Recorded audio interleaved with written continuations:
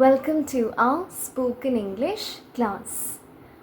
ഇന്നത്തെ നമ്മുടെ ക്ലാസ്സിൽ രവീന്ദ്രനാഥ് ടാഗോറിൻ്റെ വാക്കുകളിലൂടെ വളരെ ഈസിയായി നമുക്ക് ഇംഗ്ലീഷ് ഡെയിലി യൂസിന് ഉപയോഗപ്രദമായ രീതിയിൽ പഠിക്കാം. രവീന്ദ്രനാഥ് ടാഗോർ നമുക്കറിയാം, ഇന്ത്യയിലെ ആദ്യ നൊബേൽ സമ്മാന ജേതാവാണ് രവീന്ദ്രനാഥ് ടാഗോർ. നമ്മുടെ ദേശീയ ഗാനമായ ജനഗണമന രചിച്ചതും സംഗീതം നൽകിയതും രവീന്ദ്രനാഥ് ടാഗോറാണ്. അങ്ങനെ ഒരുപാട് കഴിവുകളുള്ളൊരു വ്യക്തിയാണ് അദ്ദേഹം നല്ലൊരു എഴുത്തുകാരനുമാണ്. അദ്ദേഹത്തിൻ്റെ കൃതിയായ ഗീതാഞ്ജലിക്കാണ് 1913 നോബൽ സമ്മാനം, സാഹിത്യത്തിനുള്ള നോബൽ സമ്മാനം ലഭിച്ചത്.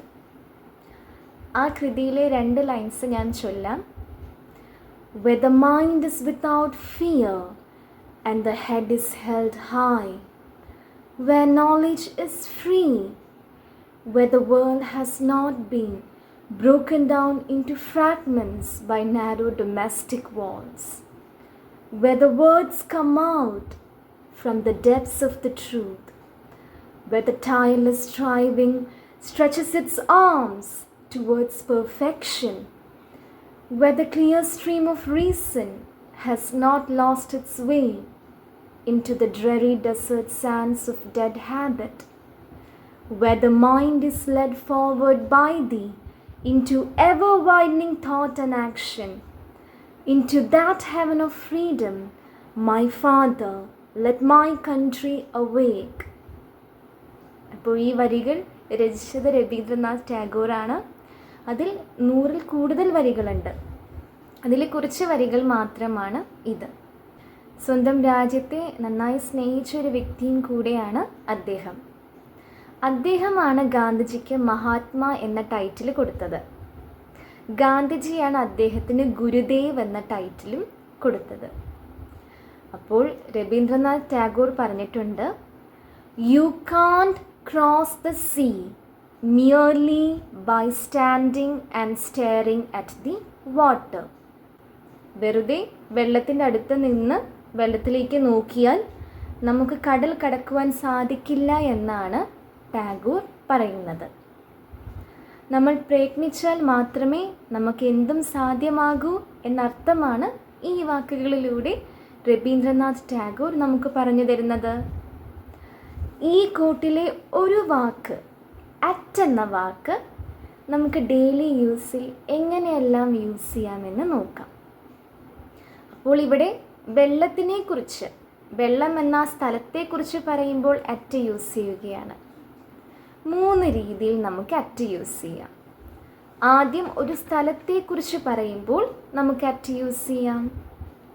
ഞാൻ പാലക്കാടാണ് താമസിക്കുന്നത്. I live at Palakkad. ആദ്യം നമ്മൾ ആരെക്കുറിച്ചാണോ പറയുന്നത് ആ വ്യക്തിയെ വയ്ക്കുക. ഞാൻ പാലക്കാടാണ് താമസിക്കുന്നത് പറയുമ്പോൾ എന്നെക്കുറിച്ചല്ലേ പറയുന്നത്. ആദ്യം ഐ, ഇനി ആക്ഷൻ. താമസിക്കുന്നത് ഒരു ആക്ഷനാണല്ലോ. ലിവ്, ഇനി സ്ഥലത്തിന് മുമ്പ് അറ്റ് വയ്ക്കുക. I live at Palakkad. ഞാൻ പാലക്കാടാണ് താമസിക്കുന്നത്. ഞാൻ കോഴിക്കോടാണ് താമസിക്കുന്നത് എന്നെങ്ങനെ പറയും? Very good. I live at Kozhikode. I live at Kozhikode. അവൻ കണ്ണൂരാണ് താമസിക്കുന്നത്. അവനെന്ന് പറയുമ്പോൾ ഹീ. ഇനി നമ്മൾ മറ്റൊരു വ്യക്തിയെക്കുറിച്ച് പറയുന്ന സമയത്ത് ആക്ഷൻ്റെ കൂടെ ഒരു എക്സ്ട്രാ എസ് ചേർക്കുക. He lives at Kannur. He lives at Kannur. അവൾ കണ്ണൂരാണ് താമസിക്കുന്നത്. She lives at Kannur. നമ്മൾ വേറൊരു വ്യക്തിയെക്കുറിച്ച് പറയുമ്പോൾ ആക്ഷൻ്റെ കൂടെ ഒരു എസ് ചേർത്തു. She lives at Kannur. ഞങ്ങൾ തിരുവനന്തപുരത്താണ് താമസിക്കുന്നത്. ഞങ്ങളെന്ന് പറയുമ്പോൾ we. We live at Thiruvananthapuram. We live at Thiruvananthapuram. അവർ കാസർഗോഡാണ് താമസിക്കുന്നത്. അവരെന്ന് പറയുമ്പോൾ നമ്മൾ ഏത് വാക്ക് ഉപയോഗിക്കണം? They. They live at Kasaragod. They live at Kasaragod. അവർ കാസർഗോഡാണ് ജോലി ചെയ്യുന്നത് എന്നെങ്ങനെ പറയും? They work at Kasaragod. They work at Kasaragod. Sneha കൊല്ലത്താണ് ജോലി ചെയ്യുന്നത്. സ്നേഹ കൊല്ലത്താണ് ജോലി ചെയ്യുന്നത്. അപ്പോൾ വേറൊരു വ്യക്തിയെക്കുറിച്ച് നമ്മൾ പറയുകയാണ്, അതും ഒരു വ്യക്തിയാണ്. അപ്പോൾ ആക്ഷൻ്റെ കൂടെ ഒരു എസ് ചേർക്കുക. Sneha works at Kollam. Sneha works at Kollam. അപ്പോൾ ഈ രീതിയിൽ നമുക്ക് സെൻറ്റൻസസ് ഉണ്ടാക്കുവാൻ സാധിക്കും. അടുത്തതായി അറ്റ് യൂസ് ചെയ്ത് എങ്ങനെ നമുക്ക് ഒരു സ്പെസിഫിക് ആയിട്ടുള്ള സമയം പറയാമെന്ന് നോക്കാം. മീറ്റിംഗ് 5 മണിക്ക് സ്റ്റാർട്ട് ചെയ്യും. അപ്പോൾ നമ്മൾ ഭാവിയിൽ സ്റ്റാർട്ട് ചെയ്യാൻ പോകുന്ന ഒരു കാര്യം പറയുകയാണ്. നമ്മൾ പഠിച്ചായിരുന്നു, ഭാവിയെക്കുറിച്ച് പറയുന്ന സമയത്ത് വിൽ, ഷാൽ എന്ന 2 വാക്കുകൾ ഇംഗ്ലീഷിൽ യൂസ് ചെയ്യണം. അതെങ്ങനെയാണ് യൂസ് ചെയ്യേണ്ടത് നമുക്ക് നോക്കാം. മീറ്റിംഗ് 5 മണിക്ക് സ്റ്റാർട്ട് ചെയ്യും. The meeting will start at 5 PM. സമയത്തിന് മുമ്പ് അറ്റ് ചേർക്കുക. The meeting will start at 5 PM. അപ്പോൾ ഭാവിയിൽ നടക്കുന്നൊരു കാര്യമായത് കാരണം നമ്മൾ വില്ലും ചേർത്തു. ആദ്യം നമ്മൾ എന്തിനെക്കുറിച്ചാണ് പറയുന്നത്? അത് പറയുക. മീറ്റിങ്ങിനെ കുറിച്ചാണ് പറയുന്നത്. ദ മീറ്റിംഗ്, കാരണം സ്പെസിഫിക്കായി നമുക്കറിയാം ഏത് മീറ്റിംഗ് ആണ്. അപ്പോൾ ദ വയ്ക്കുക. ദ മീറ്റിംഗ്, ഇനി ഭാവിയിലെ കാര്യമായത് കാരണം വിൽ. ദ മീറ്റിംഗ് വിൽ, ഇനി ആക്ഷൻ സ്റ്റാർട്ട് എത്ര മണിക്ക്? 5 PM. സമയത്തിന് മുമ്പ് അറ്റ് വയ്ക്കുക. The meeting will start at 5 PM. Programme 5 മണിക്ക് സ്റ്റാർട്ട് ചെയ്യും. അതെങ്ങനെ നമ്മൾ ഇംഗ്ലീഷിൽ പറയും? The program will start at 5 PM. The program will start at 5 PM. Function 6 മണിക്ക് സ്റ്റാർട്ട് ചെയ്യും. അതെല്ലാവരും ഒന്ന് ഇംഗ്ലീഷിൽ പറഞ്ഞു നോക്കിക്കേ. ഫംഗ്ഷൻ 6 മണിക്ക് സ്റ്റാർട്ട് ചെയ്യും. Very good. The function will start at 6 PM. The function will start at 6 PM. Meeting 8 മണിക്ക് കഴിയും.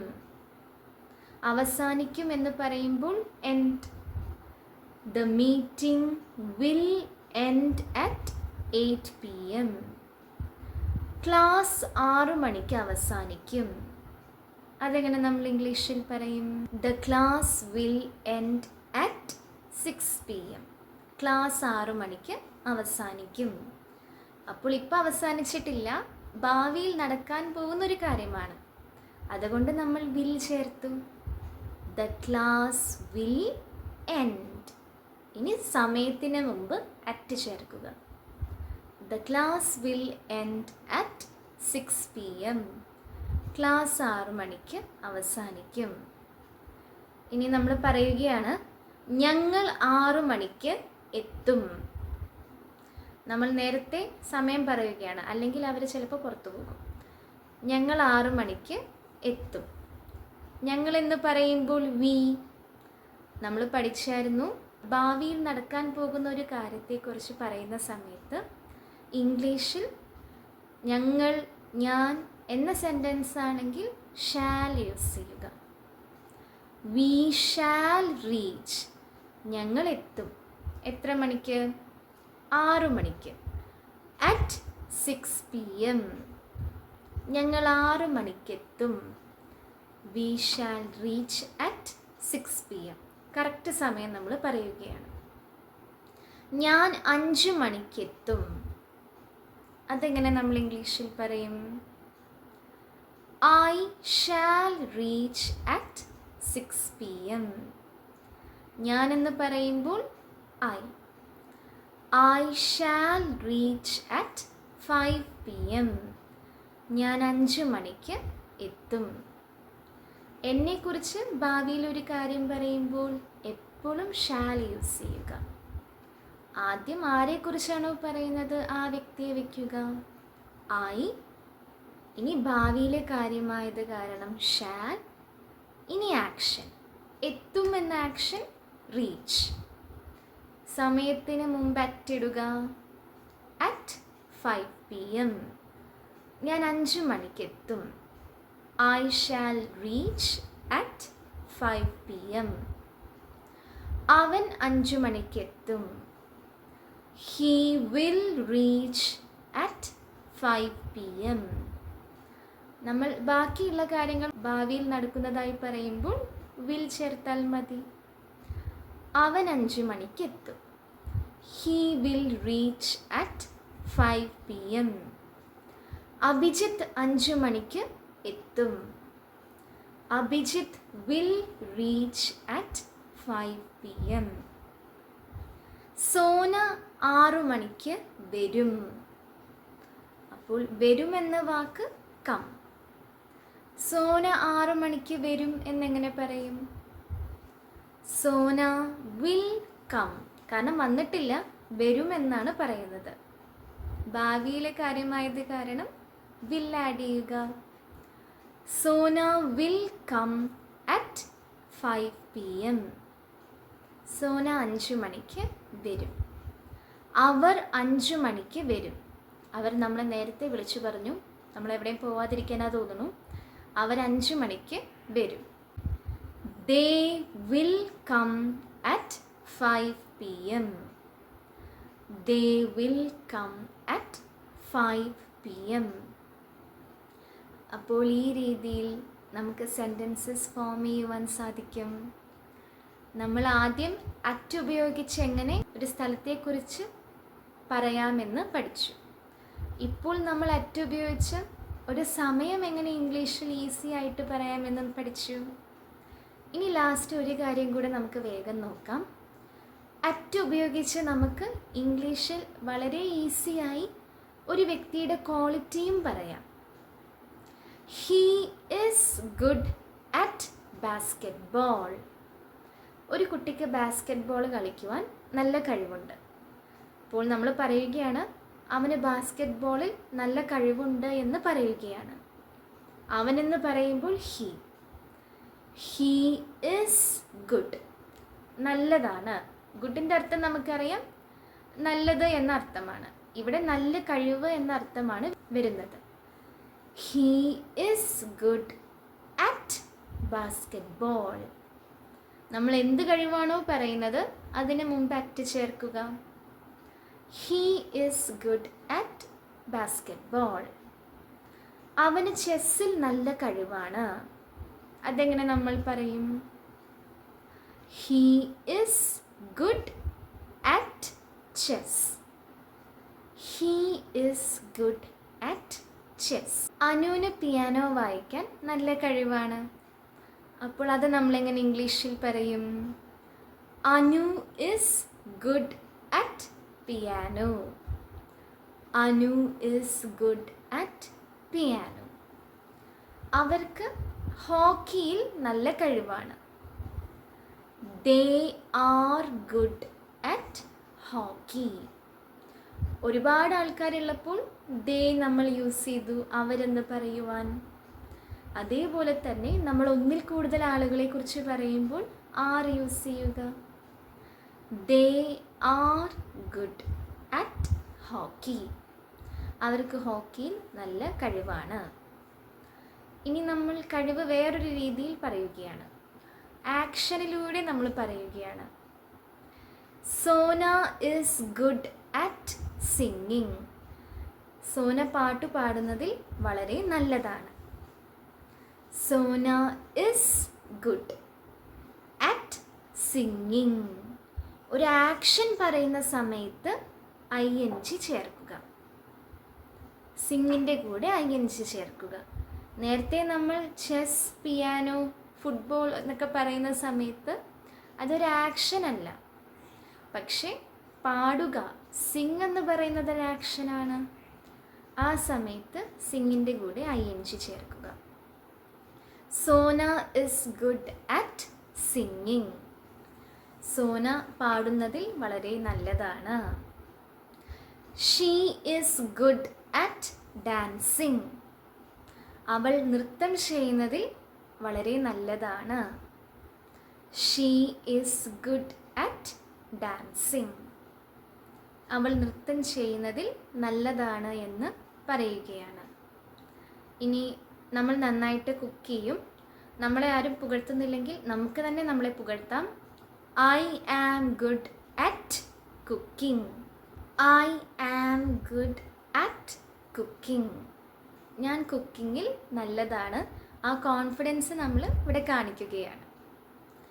ഇനി നമ്മുടെ ഇംഗ്ലീഷ് ക്ലാസ്സസ്, നമ്മുടെ സ്പോക്കൺ ഇംഗ്ലീഷ് ക്ലാസ്സസ് എല്ലാവരും നന്നായിട്ട് കണ്ട് അത് പഠിച്ച് അവസാനം നമുക്ക് തന്നെ സ്വന്തമായി നമുക്ക് പറയുവാൻ സാധിക്കും, I am good at speaking English. I am good at speaking English. I am good at speaking English. ഞാൻ ഇംഗ്ലീഷ് വളരെ നന്നായി സംസാരിക്കും എന്നർത്ഥമാണ് വരുന്നത്. അപ്പോൾ ഉറപ്പായിട്ടും എല്ലാ ദിവസവും ഒരു ടൈം മാറ്റിവെച്ച് നമ്മൾ പഠിക്കുമ്പോൾ വളരെ ഈസി ആയി തന്നെ വളരെ നല്ല കോൺഫിഡൻസോടു കൂടി നമുക്ക് ഇംഗ്ലീഷ് പഠിച്ചെടുത്ത് സംസാരിക്കുവാൻ സാധിക്കും. അപ്പോൾ ഇന്നത്തെ ക്ലാസ് നിങ്ങൾക്ക് ഇഷ്ടമായി എന്ന് വിശ്വസിക്കുന്നു. അറ്റ് യൂസ് ചെയ്ത് നമ്മൾ 3 കാര്യങ്ങളാണ് ഇന്ന് പഠിച്ചത്. അപ്പോൾ ഇന്ന് 3 ഹോംവർക്ക് ക്വസ്റ്റ്യൻസും ഉണ്ട്. കമൻറ്റ് ബോക്സിൽ ആൻസേഴ്സ് ചെയ്തുന്ന എല്ലാവർക്കും അഭിനന്ദനങ്ങൾ. ഇന്നത്തെ ക്വസ്റ്റ്യൻസും ഇംഗ്ലീഷിൽ ട്രാൻസ്ലേറ്റ് ചെയ്യുക. ഫസ്റ്റ് ക്വസ്റ്റ്യൻ, അനു തൃശ്ശൂരാണ് താമസിക്കുന്നത്. അനു തൃശ്ശൂരാണ് താമസിക്കുന്നത്. സെക്കൻഡ് ക്വസ്റ്റ്യൻ, ഫംഗ്ഷൻ 4 മണിക്ക് തുടങ്ങും. ഫംഗ്ഷൻ 4 മണിക്ക് തുടങ്ങും. തേർഡ് ക്വസ്റ്റ്യൻ, നമ്മളൊരു ക്വാളിറ്റി പറയുകയാണ്. അവൻ നന്നായി വരയ്ക്കും എന്നർത്ഥം വരുന്ന ഇംഗ്ലീഷ് സെൻറ്റൻസ് എല്ലാവരും ഉണ്ടാക്കുക. ഡ്രോ എന്ന് പറയുന്നത് ആക്ഷനാണ്. അപ്പോൾ ഡ്രോയിങ് എന്ന് വരണം. അവൻ ഡ്രോയിങ്ങിൽ വളരെ നല്ലതാണ് എന്നർത്ഥമാണ് സെൻറ്റൻസിന് വരേണ്ടത്. അപ്പോൾ ഇന്ന് രവീന്ദ്രനാഥ് ടാഗോറിൻ്റെ വാക്കുകളിലൂടെ നമ്മൾ ഡെയിലി യൂസിന് ആവശ്യമുള്ള ഒരുപാട് കാര്യങ്ങൾ പഠിച്ചില്ലേ? ടാഗോർ വളരെ മനോഹരമായാണ് കവിതകൾ എഴുതിയിട്ടുള്ളത്. അദ്ദേഹത്തിൻ്റെ 2 വരികളും കൂടെ ഞാൻ ചൊല്ലാം. Leave this chanting and singing and telling of beads. Whom dost thou worship in this lonely dark corner of a temple with doors all shut?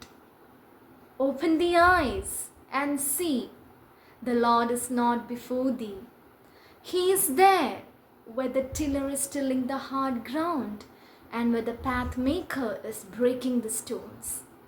He is with them in sun and in shower, and his garment is covered with dust. Put off the holy mantle and be like him and come down to the dusty soil. അപ്പോൾ class ഇഷ്ടമായെങ്കിൽ ഉറപ്പായിട്ടും like, comment, share and also subscribe. So see you in the next video. Have a nice day.